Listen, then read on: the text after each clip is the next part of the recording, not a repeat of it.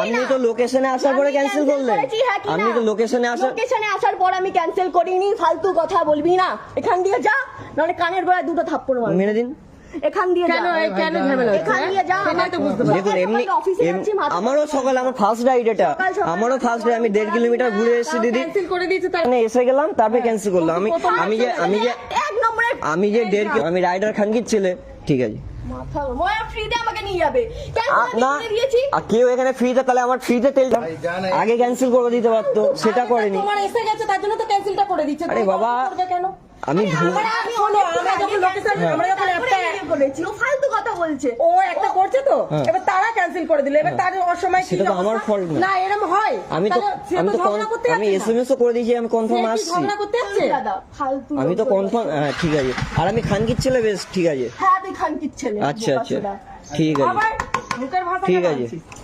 ওর ওকে দেখে আমার মুখের ভাষা হচ্ছে, আমার অফিস টাইম লেট করে দিচ্ছে। আচ্ছা তা আমার টাইমটা ফালতু।